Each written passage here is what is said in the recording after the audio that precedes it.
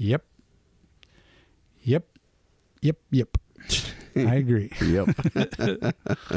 My brain's tired. Oh, come on. Wake up.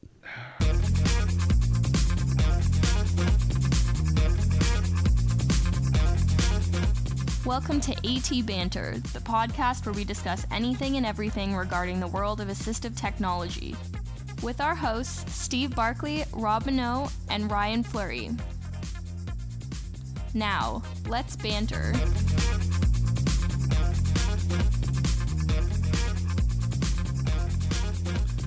Hey, and welcome to another episode of AT Banter. Banter. I am Rob Minot, and today I am joined by Ryan Fleury. Well, we're not joined, but we're in the same room. And nobody else. Nope, just the two of us. Because Steve is still out fishing. Supposedly. No, he is. I saw him post a picture on Facebook of a fish that he had caught that looked like it was about the size of, like, I don't know, a sardine. Oh, is that right? Yeah, it was pretty small. So I don't know how much luck he is having fishing, but he is out there somewhere. Alrighty. Hey, so how's your week been? It was busy. You know, I had my mom in from out of town from Friday till yesterday, so Right. the 4 days was a write-off. Right.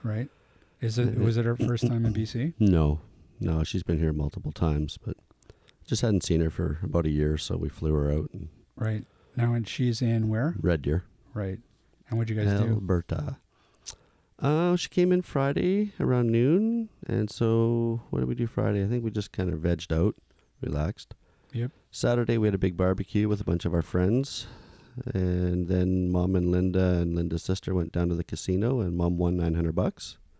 Right. And then Sunday we all went out to the Cloverdale flea market, and I bought the vinyl LP of Dark Side of the Moon. Very excited. Really? I didn't have it. I now Interesting. own it. Yep. And then we took her to the airport on Monday. Nice. So it that was sounds my like weekend. That was a full weekend. It was full. Yeah, I don't even remember what I did. Just various stuff. Yeah. Probably packing. No, what did... no, I'm trying to think of it. What did I do Saturday? Oh, you know what? Forget it. I don't know. It's all a blur. I think I've been creating those. I've been revamping the website, so I've been working a lot on that. Good job. So thank you. I appreciate it. Someone appreciates it. I'll throw you a bone. Thanks. www.atbanter.com. Check it out. That's right.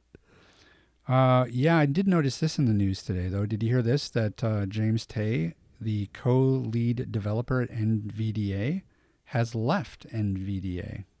I didn't hear that until you sent it to me this morning. I know. And I thought it was kind of interesting, you know, seeing as we had Quentin Christensen from NVDA on a few months back. Yep. Yeah, it's going to be really interesting to see who steps up in his place. You know, the nice thing with NVDA is it's a community-supported screen reader, so anybody can contribute code to it. And it's free, we should add. And for anybody is who free. doesn't know what we're talking about, NVDA is a open source screen reader for the blind that is absolutely 100% free. Yep, and getting better every time they come out with a new release. Yeah, well, it's interesting, too, because it says here that he's going to work for Mozilla. Which, again, is all open source as well, a lot of their stuff. And it sounds like he's still going to be serving on the board of directors, and he's going to still help steer the project. So it's not like he's completely walking away from it, because he's one of the founders, correct? Yes, I believe it was him and Mick. I forget Mick's last name. But they were the first two, I guess, who co-founded or founded NVDA or NVAccess. Right. So yeah, it's going to be interesting to see what happens with, you know, Mozilla products. You know, Thunderbird was an email client I used for a long time, and a lot of people have been switching away from that. Firefox, you know, was kind of the browser of choice for a while, but everybody seems to be switching over to Google Chrome now. So it'll be interesting to see what happens with Mozilla having Jamie there. Yes, indeed. We'll have to get him on. Yeah, you know what? You should see if you can make that happen. You should reach out to him and maybe he'll sit down and chat with us about it. Done deal. Anything else? Did you notice anything? It's International Cat Day. Did you know that? No. I've been tweeting about that all morning on our feed. What did I see yesterday? I think yesterday was International Watermelon Day? What? Yeah. Oh, I missed that. I think it was International something day. That's okay. I hate watermelon. I've been off Facebook and Twitter for like the last 4 or 5 days, so I've just been unplugged. Got to catch up. Yeah, you do. Yep. I saw some tweets this morning, so good job, Rob. Why, thank you. And thank International Cat Day. Hashtag meow. Hey, what are we doing today?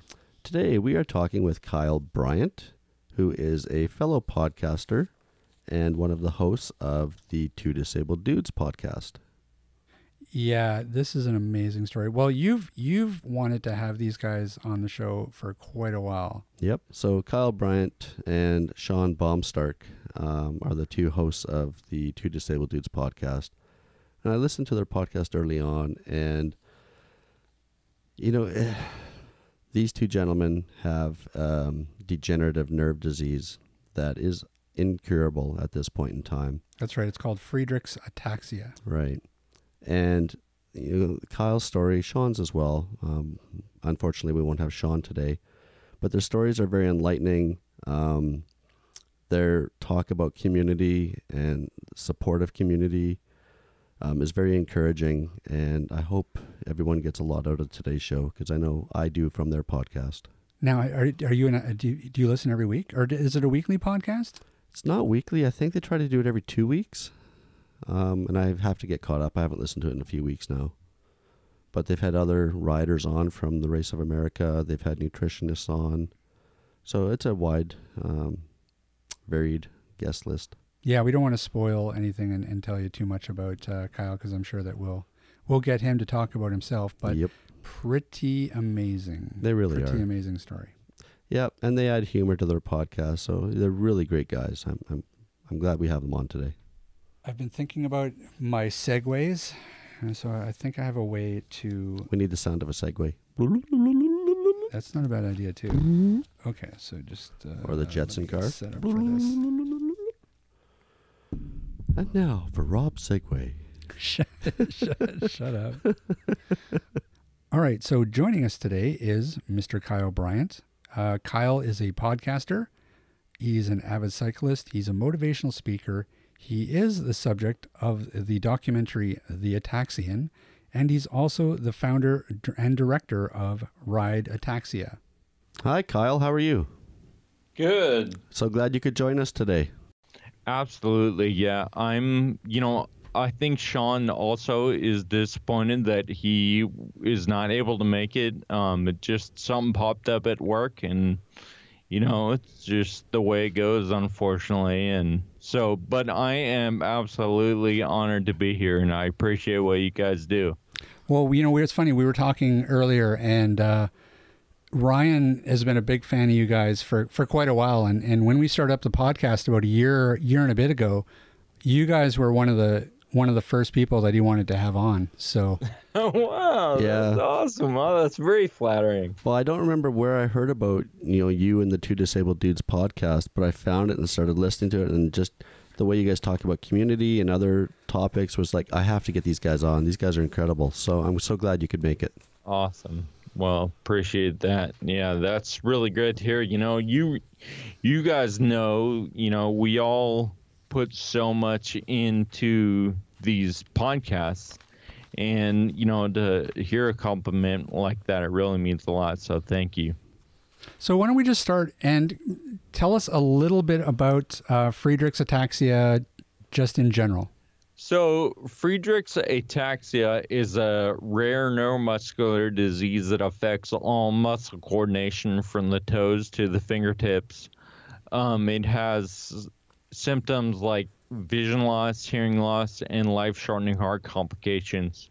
The symptoms that are really apparent in me right now are the balance coordination issues. I use a wheelchair to get around, but lots of kids I was diagnosed when I was 17. Lots of kids are diagnosed when they are, before the age of 10, and unfortunately these kids are dying in their 20s due to heart disease caused by FA. And so when when you see me and Sean, for example, the two disabled dudes, you see FA at a different stage of where it is in other people.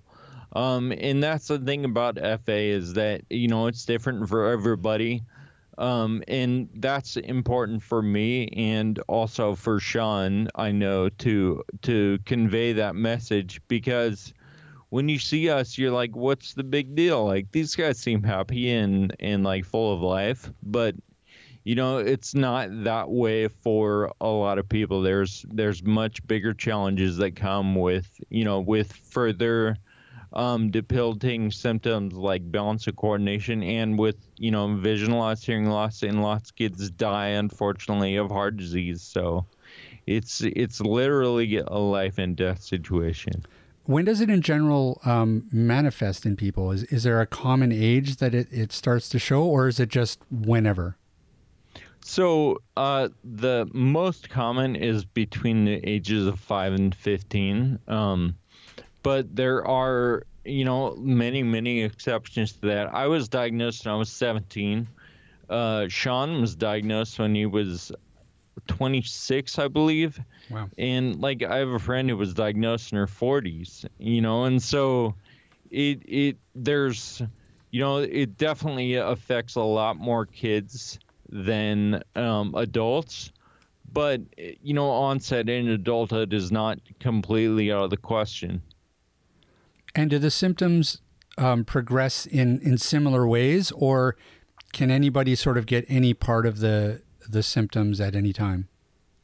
The symptoms progress in similar ways. It usually starts with balance and coordination problems, and progresses, to heart and I have scoliosis caused by FA, and that is one of the symptoms that presents for many, many people. But some people don't have scoliosis. Some people never get heart disease. But those.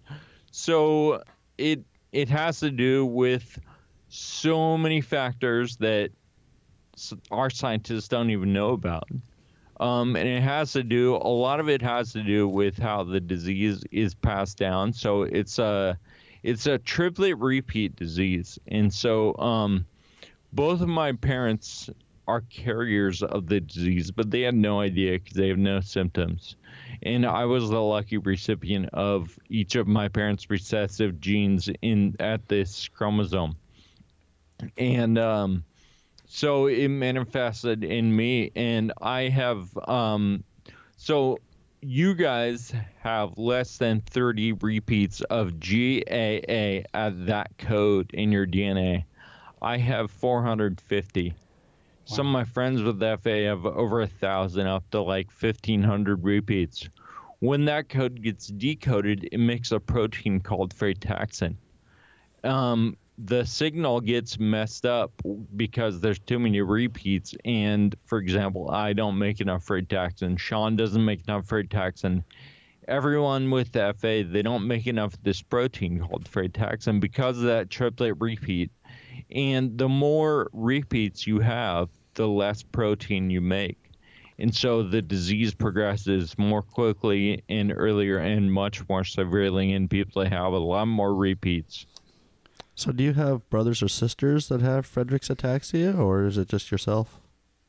I have one older brother, and he's unaffected. He's not even a carrier, and we're really excited about that. That's really fortunate because he has two beautiful children, my niece and nephew, and I couldn't be more excited about them and the fact that they won't have to deal with FA in their lives, except through me. Well, and listening to your podcasts and other venues you've spoken on, I can tell that attitude is everything with you. Yeah, I love that comment. Thank you for noticing. I think that, both Sean and I believe that fully, is that, one of our principles is life is not about what happens to you, it's about how you react to what happens to you. And That's a principle that lots of people look to and tout, and it's something that we really hold really high too. So let's talk about that a little bit and talk a little bit about, say, your initial reaction when you were first diagnosed at 17. I mean, because that's such a young age. Yeah. Well, my initial reaction, like most people, is what the heck is this? And at that point, it wasn't affecting me to the point where I had to like change my life.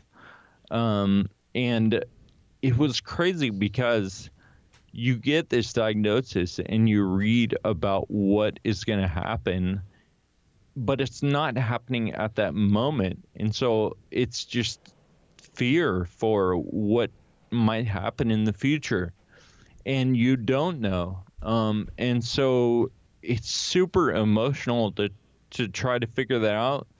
I think at my age, where I was very, I was ready to just sort of ignore it and go on living my life, which is, I think that's a fine reaction. I have no regrets, but I think it's really hard just because it's so unknown. I mean, it's a lot better now. You can search Friedreich's ataxia online and find some hopeful information. At that time, that was like 1998 or so. That the Friedreich's Ataxia Research Alliance was just getting started, and when you would search online, all you would find is you're going to be in a wheelchair soon, and you'll likely die a premature death due to heart disease. Yikes. And those are really good, or excuse me, really tough things to take at that point. So much uncertainty, and the only things that seem certain is that you're gonna die soon. Like, what? Well, that's pretty crazy. So yeah, and being so early on, there were no online support communities, I'm sure, like now. Yeah, no, I mean, there were a few, but very few, and hard to find. Now you can just go on Facebook and find, not everything is 100% positive, but you can find people who are level-headed and have been dealing with this disease for a while and can help navigate for a new person to this world. And our community, I'm so grateful for the FA community. Everyone is so incredibly positive and welcoming. And I'm proud of that as well, because people who are diagnosed recently, they can come into a community that is welcoming and positive, and they don't have to feel so lost for so long. Well, and that's funny. That's something that we talk a lot about in the podcast, is just the incredible benefits of online support communities these days.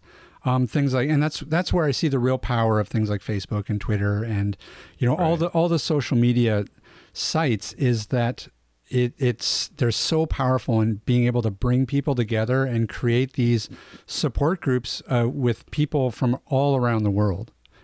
And we've never had that before. Yeah, I mean, we just did a ride in France this year. I was just on a conference call today with someone in Germany who has FA, and I mean, you're diagnosed and you're sitting at the kitchen table with your family, and everyone's staring at each other. They're going, what the heck are we going to do about this? And little do we know that there's a family in France or Germany or whatever, Pennsylvania, Oregon, wherever, that's having the same experience, and it's when we get together and communicate those experiences that we feel incredibly empowered. And, and those tools like Facebook and Twitter and social media and stuff are allowing all of that to happen. In one of your early podcasts, I don't remember if it was you or if it was Sean, but I remember one of you saying when you guys were first diagnosed, you were sitting at the kitchen table with your parents And you kind of looked at each other and said, so what am I going to do now? And I think you or Sean said, well, I can still ride a bike. Yeah, I mean, that was a realization that came over a certain amount of time.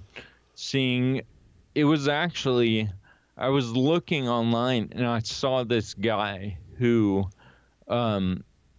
was about to circumnavigate the country on a trike, and he had MS.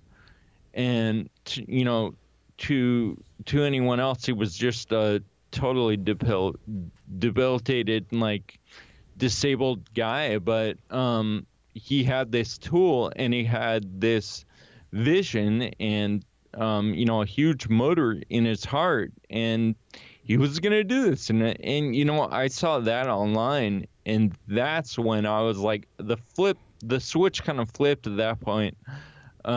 Because it was like, well, you know what? If this guy can do it, why can't I? So I think I can, And so that's one of the things that we hold high too, is doing stuff to create an example so that people can see, like, this stuff can actually get done by a couple of slacker disabled guys.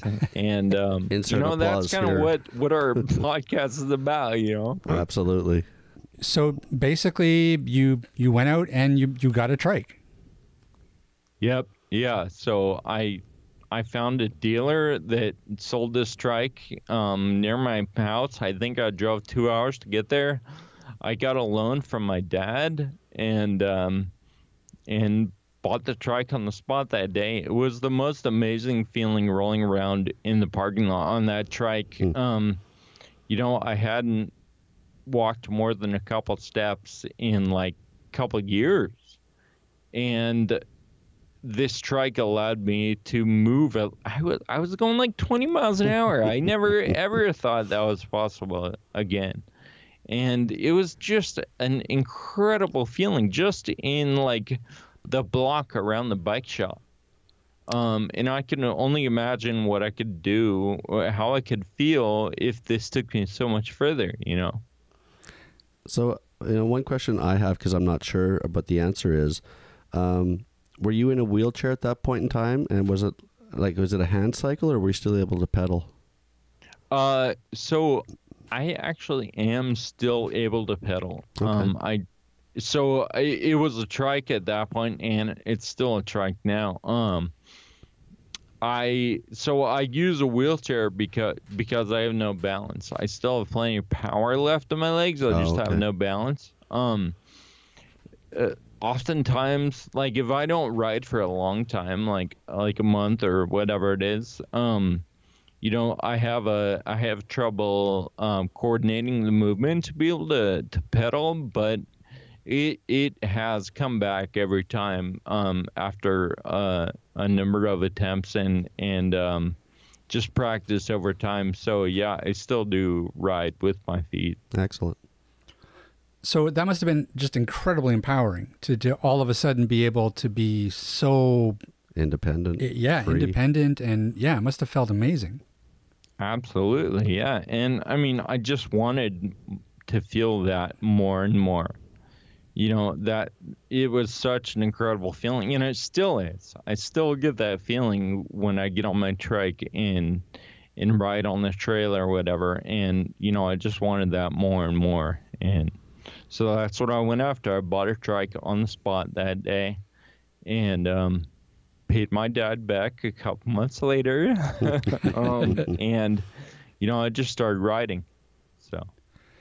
Now, when you first got it, it was just something that you were doing for fun. Absolutely. I mean, for the first let's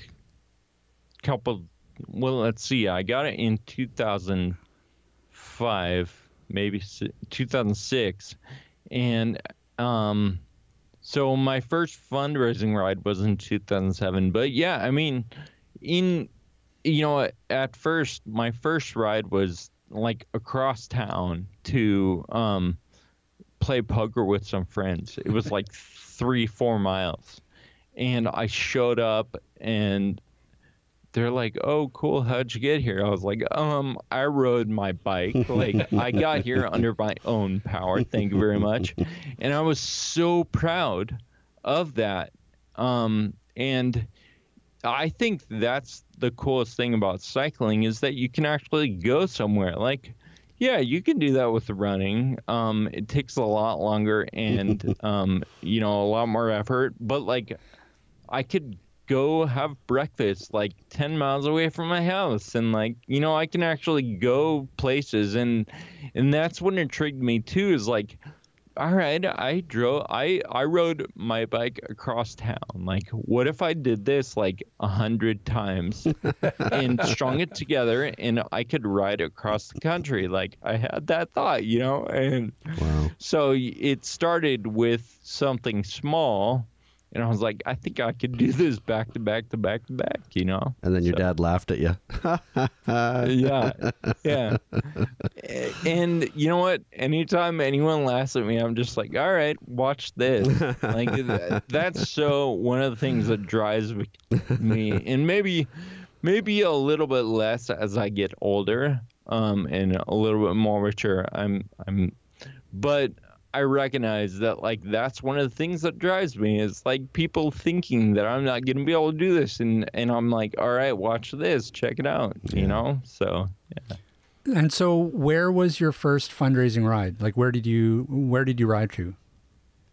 So my very first fundraising ride actually was, a ride for the American Diabetes Association in Napa Valley, California, and we did a century ride. And that was one of the really times when I was like, all right, I finished 100 miles in a day. Like, the sky's the limit. Wow. So after that, my first big fundraising ride for Friedreich's Ataxia was from San Diego to Memphis, Tennessee. I rode my trike with my dad to the meeting of the National Ataxia Foundation. Wow. And that year the meeting was in Memphis, Tennessee. So the ride took us 59 days. Wow. And we each rode every inch of it, and my mom drove our travel trailer as a support vehicle, and we met researchers and people from the FA community along the way that were watching our trip. And I wrote a blog about every 3 days. And it was just incredible. And mostly it was empowering to us, like I just wanted to ride my trike, and that was kind of the beginning. But then by the end, it turned into something so much bigger, and it was important not only to me but to so many, hundreds, thousands of people. And I realized that this was something not just for me but for the whole community. So for Rob and I, who are up here in Canada, how many miles is that ride? That was 2,500 miles. Good Wow. Lord. So I can't walk across the street. Well, yes, you could. So do you guys use kilometers and stuff in Canada? I'm so ignorant. Yeah, we do. Yeah, we do. Okay, so meters and kilometers. So see, I am still terrible with that conversion. But Oh, we couldn't fine. do it either. If you put We a have- gun to my head, I couldn't tell you how many kilometers that many miles is either. We Google it. But I can just tell you, it's a lot. It's a lot. Yeah. I usually just ask Siri. And Yeah. That's correct. Yeah. Okay, so then at some point you get interested in the race across America. I had actually heard of this race. I listened to Radiolab, and they had a great podcast episode about human limits. Just explain to people what the race across America is. So Race Across America is a 3,000-mile race from ocean to ocean, from Oceanside, California, the pier in Oceanside, California, to City Dock in Annapolis, Maryland. all the way across the U.S. And the thing about Race Across America is that it's like everyone knows of the Tour de France, and that's a stage race. Most bike races are stage races where you like race, and then there's a finish line every single day, and you like go to sleep and eat some food, whatever, at night. But Race Across America, the clock never stops. Once you start in Oceanside, the clock doesn't stop till you cross the finish line in Maryland. And so for teams, you have to finish in less than 9 days. That's 219 hours. And so we had a 4-man team, and we had to ride 24 hours a day at an average speed of no less than 14 miles per hour. Oh my God. So, and how much sleep did you get? We actually got a decent amount of sleep every day, but it was in a really weird, we got about 2.5 hours of sleep every 4 hours or so. So we had a 4-man team, and there were sub teams of 2, just say like Team A and Team B. Well, Team A would be on the road for 4 hours, and during those 4 hours, those 2 guys would switch off every half an hour. And then at the end of the 4 hours, the sub teams would switch. Team B would be on the road, and Team A would be in the RV resting. And so you could get, like during a rest period, you get off your bike, trike, whatever you're using, and you eat some food, maybe you take a little shower with baby wipes in the armpits, and then try to get to sleep. And then at the end, you wake up and you get ready to ride. And so by the time you're doing all that, you're getting about 2.5 hours of sleep, and you're on the road for 4 hours. So it's a really weird schedule, but we actually did get a decent amount of sleep. However, no one slept at all for like the first 3 days. Oh, wow. So you can imagine what that crash was like when we all finally were like, all right, I think it's time to go down, So starting the race, everyone's adrenaline must have just been pumping. At what point did you hit the wall and go, I don't know if I can finish this thing? I never hit that wall because I think we're so prepared, and we heard stories of people hitting that wall, and nutrition, sleep, all these different factors that led them to that. And we had an incredible crew. So we had 13 people on the crew, and they took care of everything for us. And the goal of the crew is to not let the riders know that any work is happening, or that anything is going wrong. So many things went wrong, obviously, but the crew's charged with just taking care of it and not letting the riders worry about anything except riding, right. And so I think that preparation and then the fact that we had an incredible crew helped me, stay on task and get sleep and stay fueled so that I didn't hit that wall. How much training did you do before you entered this race? So I trained we were all pretty good cyclists up to a certain point. But really, I think the training, about a year out, I would ride about a half an hour in my house. I would get right out of bed and get on my trike and ride for half an hour on my stationary trainer inside. And then I would ride for an hour every single day outside, like in this loop that I had. And so it wasn't super intense, but we got the advice that it's not necessarily about how fast you ride, but it's about just time in the saddle, being on the trike or on the bike. And so, if I could do 7 or 8 hours a week on my trike, that's what I was aiming for in that year leading up. Right. And and what was the worst state to ride through? Oh man. So I think everyone that rides Ram hates Kansas. It was just so windy. I mean, I woke up like, okay, I was in the RV when we went to Kansas, and I woke up to hear the guy who was driving the RV go, "Everybody get to the left of the RV." And so like I'm like just like dead asleep, and then just hear that and go, oh crap, and get to the left real quick. Everybody's panicking because the wind is blowing so hard that he's afraid that it's going to blow the RV over. Oh, gee whiz. And it blew like that.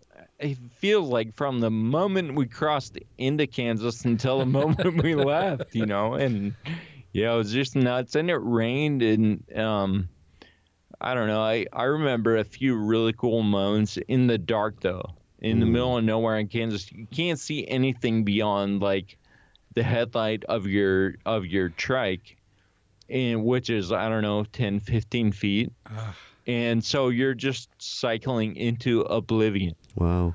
And I don't know. It was just a really neat feeling, you know. And then like we're in a rainstorm and there's lightning, and so you know you're riding into oblivion, and then all of a sudden lightning strikes and it turns a day for like a second, right? And you can see everything. Whoa, I didn't even know that was there or whatever. It was really neat. And at those moments, especially in middle of the night or early morning, I mean, the race must really become a mental exercise just as much as a physical one.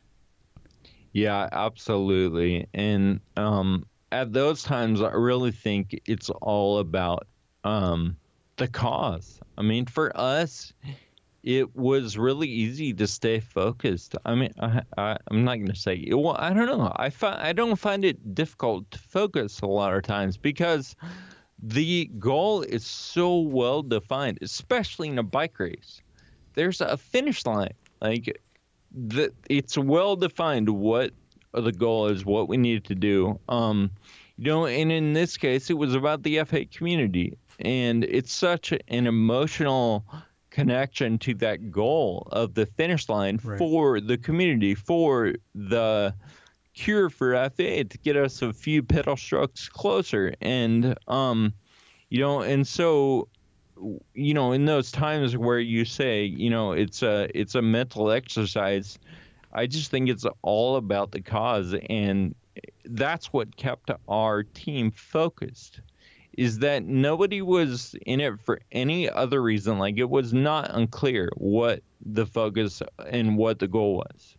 Yeah, so I guess it almost makes it easier to really dig deep when you're cycling for a cause like that, as opposed to somebody just, entering the race and doing it because it's a personal goal. Yes, I agree 100%. And that goes for any team, I feel like, in business, in nonprofit, whatever, any team that's working together, if the goal is really well defined, it just makes everyone perform better. I think it, like you said, makes it easier to dig deep because you know what you're going for. Like that I think that's the bottom line. And I mean, this may be a silly question, but how did it feel when you crossed that finish line? For me, it was relief. I mean, obviously elation, and there were the finish line was amazing because there were so many people from the FA community there. I want to say there was probably like 80 or 90 people, and it was like 1:15 a.m. At City Dock in Annapolis, Maryland. And all these people came out to see us finish. So a lot of them had been there for hours waiting. And so that was really incredible to feel that connection to the community. But really, one of the overwhelming feelings for me was relief, because we'd spent so much time and dedicated our lives to this for the past year and a half or whatever it was. It cost our team $40,000 to do the race. Wow. There's 13 people that gave up a week and a half of their life to get this done. We had been writing on our blog for a year that we're going to do this race. So many people counting on it in the community. And, and so I just felt a tremendous amount of pressure, and it was all relieved at that point. Like, at that moment that we crossed the finish line, like, all right, it's in the bag. Like, no one can ever take this away from us. We're finished, and we did it. Success, and so it was just total relief, and it's just an incredible feeling. And I think you said it was 2,500 miles in 9 days. And how long did it take you guys to finish? It's 3,005 miles, okay. Actually. Don't forget that 5. 3,005. Don't leave out Kansas. That's right. But we finished in 8 days, 8 hours and 14 minutes, and so I believe that was 19 hours ahead of the cutoff time. Wow. I have to do that math, but Are you going to do it again? Ask his dad that. oh man, I would consider it if all I had to do was ride. Like, it was such a logistical nightmare. It was so crazy getting all that and raising so much funds. Like, not only do I have to worry about my own physical shape as we're leading up to the ride and making sure that I'm going to be in the shape that I need to be in, but I also need to figure out how to raise $40,000. And by the way, that $40,000, we made sure all of our donors knew that that money is not going to research. It's going to fund our race. Right. And so it's a different kind of challenge when, we're always raising money for research, and that's number one, obviously. But then, we bring this along and we're like, all right, this is to support research, but the actual dollars are not going. So it was a fundraising challenge as well. And so, if I didn't have all of those challenges and all I had to do was ride, I would definitely consider it. How old were you when you did the race? Let's see, it was 2010. So I think I was 29. Now, you are also the subject of a documentary. Speaking of which, the Ataxian. How did that all come about? Well, so when we decided to do Race Across America, I wrote on my blog that I wanted to find somebody who would come along and capture the race just for posterity, really, just so it would live longer than just a day. A friend from high school read my blog, and she reached out to her friend who was a filmmaker, and he didn't have a project at the moment. And that was Kevin Schlanzer, and he is the cinematographer, director on the movie. And he was working with his friend Zach Bennett, who is the other director and one of the producers on the film. And I started working with Kevin first of all, and then Zach got involved when he could. And so I was like, what are these guys doing? Like, they were like 22 or 23 at that point or something. And Kevin comes over to my house, and he's like, I have an idea. So we go into the garage in my house in Sacramento. All the lights are off except he brings one light. You know those like Chinese looking lights that you see at like Costco that are just like white, like a single, like a ball. Right. So he has this light, and he hangs it like right above us. We're sitting like 2 feet across from each other. I'm sitting in my trike, and Kevin's like, okay, now strap your helmet. All right, take it off. Do it a little slower now. Okay, now put your shirt on, take it off, and put it back on, zip it up, and like, so I'm doing all this, and we're in there for like 3 hours. I'm just going, dude, this is so stupid. What are you doing? And then he produces the first trailer for the film and sends it to me. You know, I saw it and I was like, oh my gosh, I had no idea how talented this guy was. And in my garage, that ended up being the final shot. Like, there's a sequence in the film, and the final sequence is from that very first time that Kevin and I shot together. So, you know, it was really serendipitous, a connection with a friend from high school, and it just turned out to be an incredible, these guys are just incredible artists and filmmakers. So, well, one question I've had and I've wanted to ask you for a long time is, when can I get a copy, or where can I get a copy? That's the $1 million question, and I appreciate that question, by the way. But so it's been in several film festivals, and it won the Audience Award for Best Documentary at several film festivals, and it's been in a number of private screenings and fundraisers that we've done. And right now, the filmmakers are working on a plan to self-distribute the film online. And so it's only a matter of time. And geez, it's been 7 years, and I have to admit, I've said several times, you know, put her time frame like, oh, you'll be able to see it in like 6 months, and that was like 3 years ago, you know. Well, you have my contact info. I'm not putting any time frame on it, but I really do think it will be soon that everyone will be able to see it. That's awesome, Ryan. You can have a screening here in the Guitar Dungeon. Absolutely. No, I definitely want to buy a copy. I think it would just be an incredible journey with you guys. Okay, well, so tell us now about RideATAXIA and how that came about.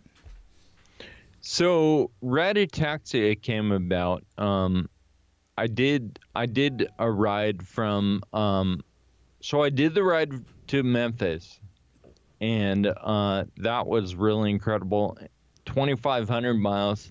And then the next year I did a ride from Portland, Oregon to Seattle, Washington, and we had a lot more people with us. We had 75. No, I'm sorry.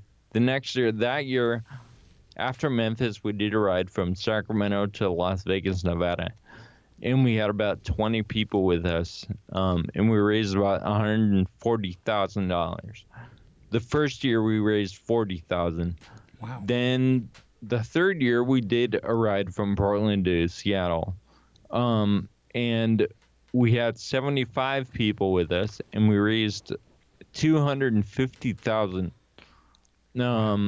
And so in those three rides, I think that adds up to like 490,000 or something like that.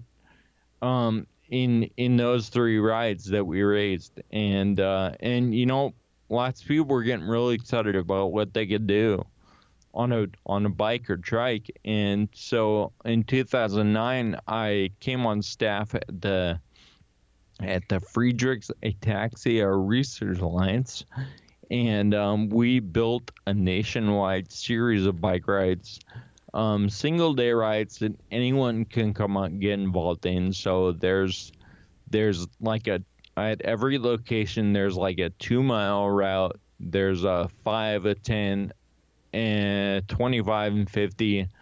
That's our general model, and really it's focused on getting the community together and then raising funds for research and empowering people along the way. So right now we have rides in 2019. We're gonna have rides in Dallas, Southern California, Northern California, Chicago, Philly, Orlando, and Atlanta. So that's, and last year, 2017, we raised $1 million for the first time in the entire program. And so we're excited to hit that goal again this year and see where we can go from there. And have you had any other organizations from, say, different countries contacting you and asking for maybe advice in organizing something in their given country? Or have you thought about expanding that out to, say, Canada? Yeah, definitely. Like I mentioned earlier, I believe that we just did a ride in France, and we partnered with the French FA organization over there, and we're in contact with several people in Canada, and partnering on different things. We actually have a clinical research site in Toronto. Right. At Sick Kids, and so we partner with our friends in the north for lots of research and different things, and we're looking forward to continuing that relationship. So tell us a little bit about the podcast and how that all started up. The podcast actually came about.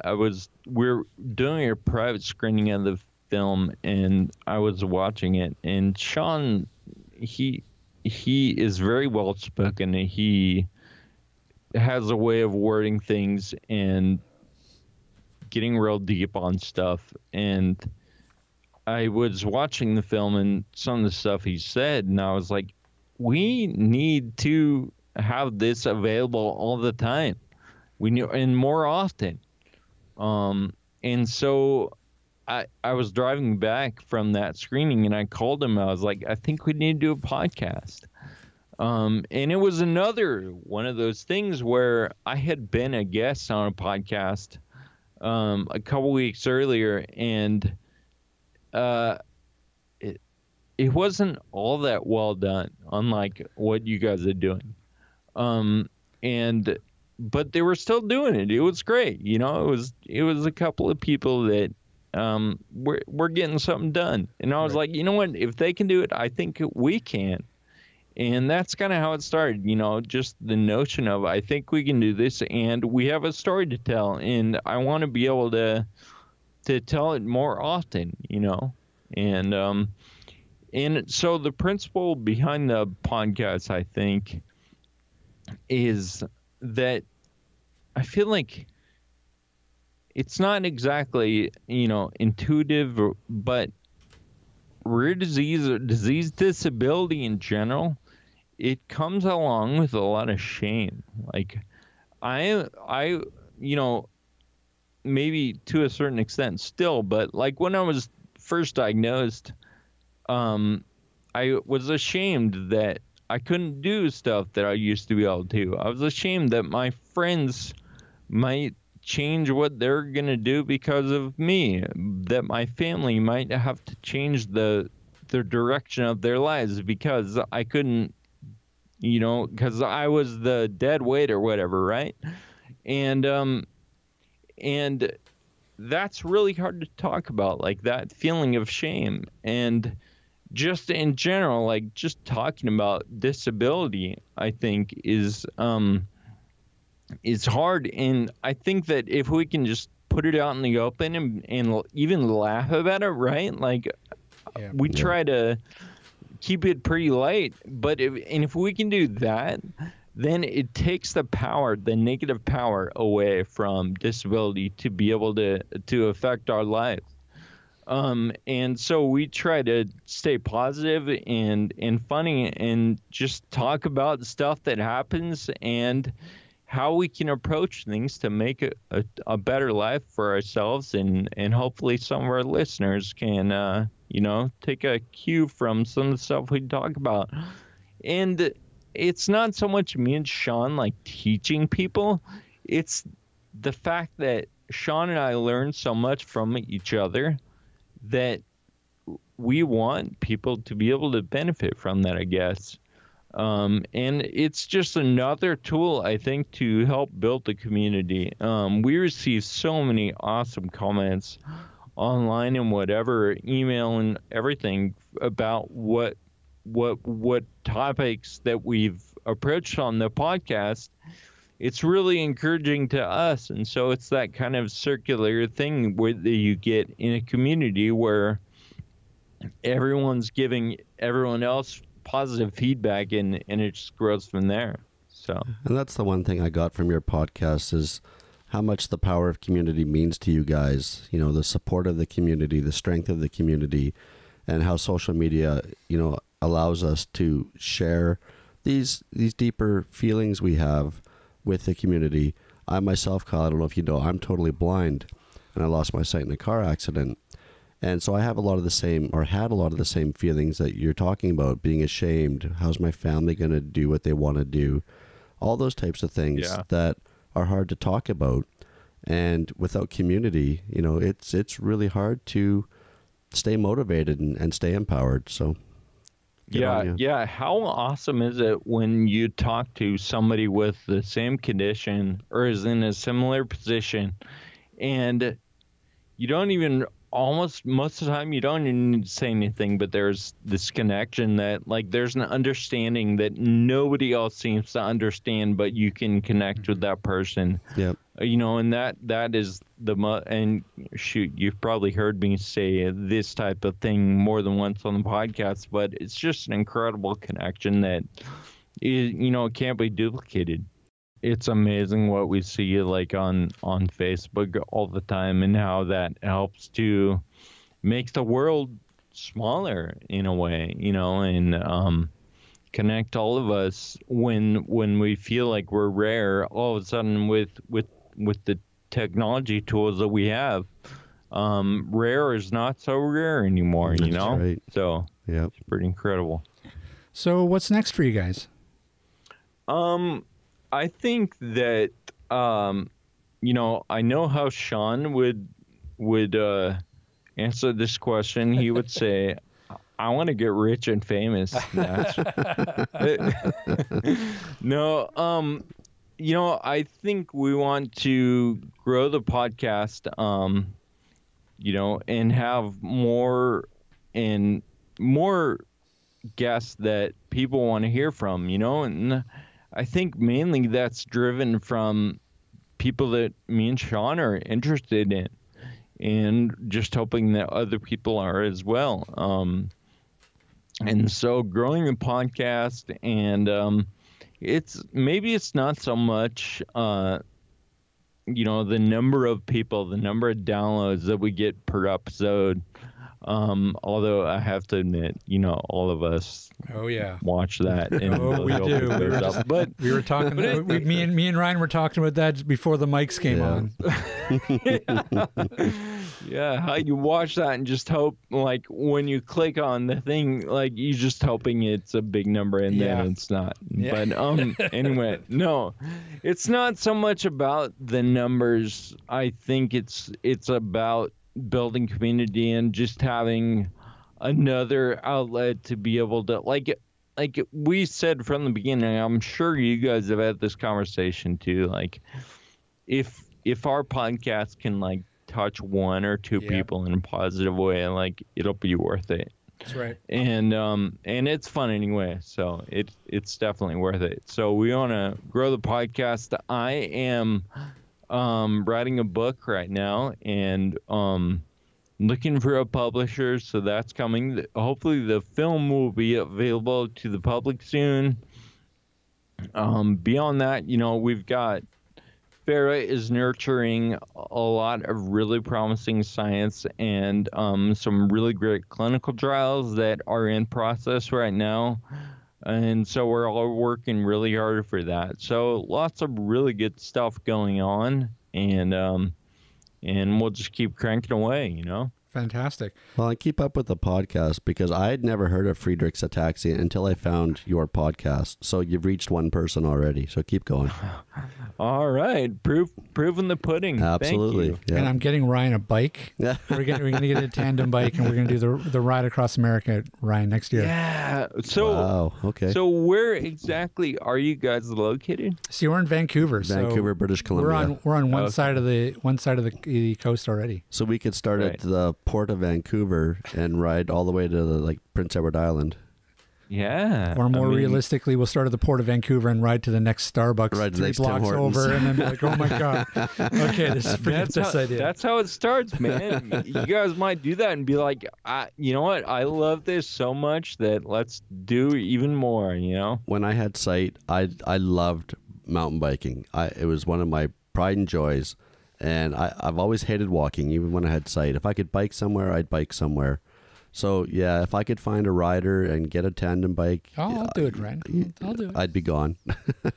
Yeah, I'll take you up on and, that. you know, there are... I mean, I don't know how it is in Vancouver, and I don't know how much research you've done, but, like, there's this, you know, accessible sports programs all over. I'm sure there's some in Vancouver, and you could find an experienced pilot to, you know, try it out, and then you two can learn how to do it and then go do it by yourselves. Yep, we have a BC Blind Sports Association here. Oh, there you go. Yeah. Yeah, I just got to get off my ass. Put the beer down and get on the bike. I'll cancel your Netflix subscription for you, Ryan. That'll help. That's right. Okay, so tell us where people can find you. Where can people find out more about RideATAXIA? Where can people find the podcast? And anything else that you want to plug? So the main place to find Sean or myself is 2disableddudes.com. And, you know, we have Facebook and Instagram and Twitter as well, so you can follow us there. We're on the iTunes and Stitcher and all that, so you can find the podcast there. 2 Disabled Dudes podcast. RideATAXIA, you can find more information at rideataxia.org on any of the specific rides or just the program in general. So those are the two main links. And then the Friedreich Ataxia Research Alliance is the source for research updates and all of that. There's a big community. We have a great blog on there, and that's all at curefa.org. Excellent. We'll make sure that we link to all those in the show notes as well. Awesome. Appreciate it, guys. Thanks so much. All right, Kyle, thanks so much for coming on. It was an absolute pleasure talking to you. Yeah, it's been great to talk to you, Kyle. Awesome. Thanks, guys. Okay, Thanks, sir. Kyle. You're such an interesting guy, such a nice guy. Yep. Honest, open. Yep.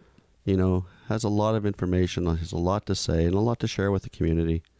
Never heard of Friedreich's Ataxia until I found their podcast, and I just knew once I heard their show, I had to have one of them on, and I'm glad we did. Yeah, it was the same thing when we talked to Maria Johnson, you know, and LHON. These rare diseases that come up 20 years ago before the advent of social media or the internet. I mean, you just would never have heard of any of these diseases. No. It's great now. They have these communities online, these global support communities that people don't feel alone and isolated anymore. Absolutely. Hey, Ryan. Rob. Where can people find us? Online at www.atbanter.com. Which is going through a lovely renovation right now. It is. Check it out. Leave us your feedback. Tell us what you think. Only if you're going to say it's beautiful. If you're going to say this is ugly. Sucks eggs. Don't email. No, we still want your email.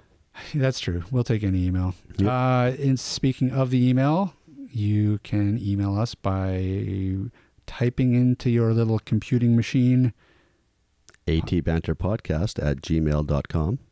And you can also find us on Twitter at @AT_banter. You can find us on Facebook if you type in AT_banter. And you can find us on YouTube. All right. Well, you know what? That's going to do it for us. This has been a long show, so... Hope you enjoyed it. I have been Rob Minnow. And I'm still Ryan Fleury. And I don't know, next week we might have a Steve Barkley, and we're not sure. Or he could still be out fishing. Do you recall when he's back? I don't know. Whatever. We'll be here. Somebody will be here. Yep. All right, everybody. Thanks again for listening. And don't forget to rate us on iTunes. Oh, yeah. Rate us, please. We appreciate it. Only if you're going to give us 5 stars. If you're going to give us 1 star, then just don't bother. Just kidding. All right, everybody, have a great week, and we will see you all next week.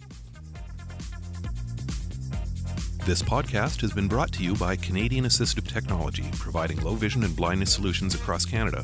Find us online at www.canasstech.com. That's CANASSTECH.com, or call us toll free at 1-844-795-8324. For all your assistive technology servicing needs, call Chaos Technical Services at 778-847-6840 or find them online at chaostechnicalservices.com. Music provided by bensound.com.